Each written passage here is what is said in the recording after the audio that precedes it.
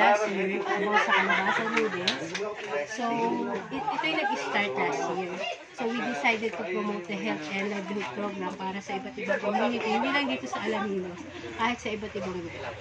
So, dito sa Alaminos, we start doon sa may Patagin part ng So, nagkaroon kami dyan ng kalabasa noodles and livelihood program. Then, nag-conduct din kami sa Bay Laguna as kalabasa noodles and livelihood program.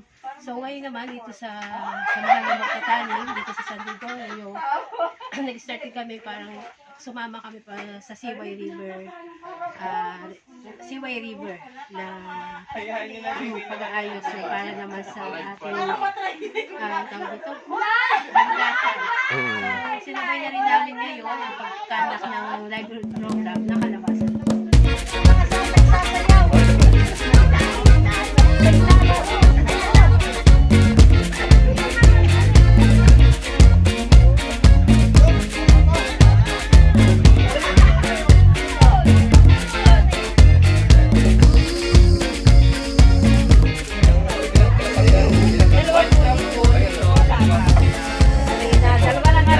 Paghaluin nyo lang po siya na rin po mag-inis.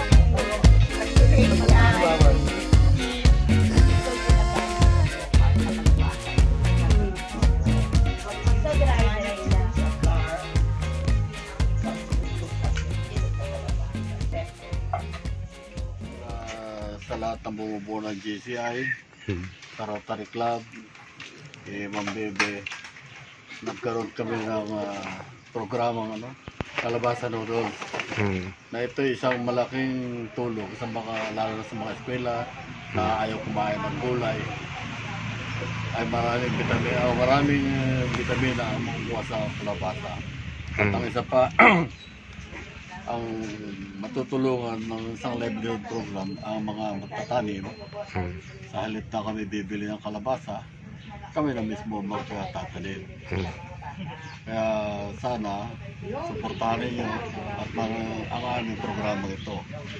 Bukod sa pagtatanim, sa kalabasa noodles, at sa susunod pa mga programa gaya ng feeding program na ongoing na negosasyon ngayon para sa magandang samahan ng Rotary, samahan ng magtatanim, GCI, ay magkaroon tayo ng isang magandang proyekto rito sa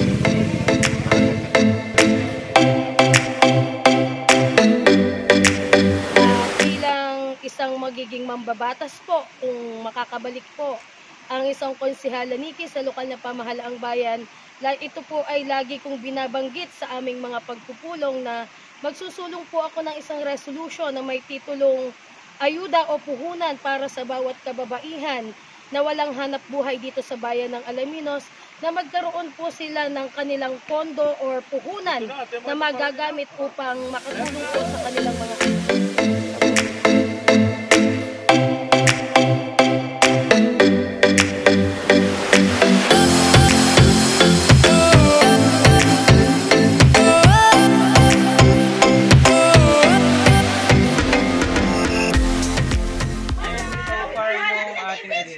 sa paggawa ng noodles out of squash. Enjoying siya and nakakatuwa lalo na marami tayong kasama pagkagawa. At the same time, natuturuan natin yung mga kabarangay natin on how to make profit out of simple things na makukuha natin sa ating kitchen. And sabi nga nila, mas okay yung ganito, naturuan natin siya ng livelihood. Dahil sabi nga nila, teach a man how to fish and you will feed their family for the rest of their lives.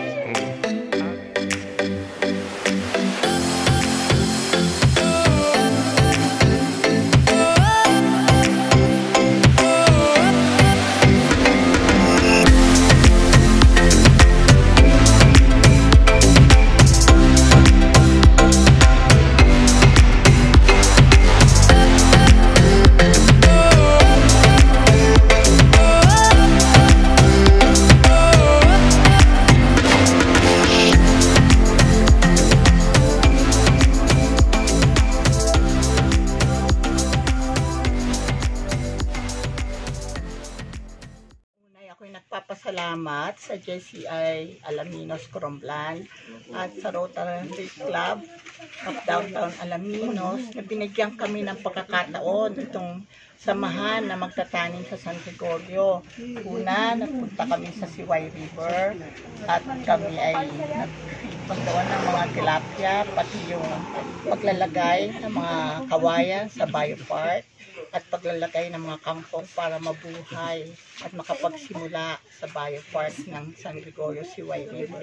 Pagkatapos noon ay narito kami at nagawa kami ng noodle, kalabasan noodle making dito sa samahan na magtatanim. Alam niyo po ay ito ay isa sa aking advokasya na mabigyan ng livelihood ang mga taga-Alaminos.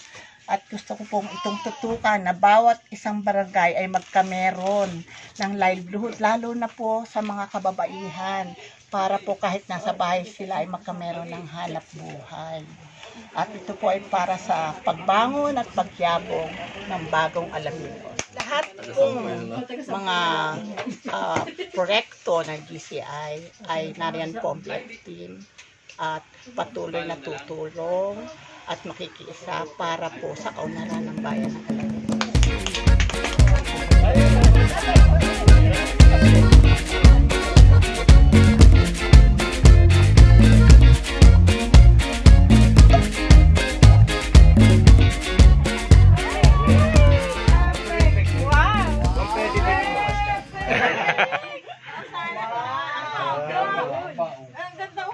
Ayan, ganun po yung noodles na pwedeng pang carbonara. Ganun rin.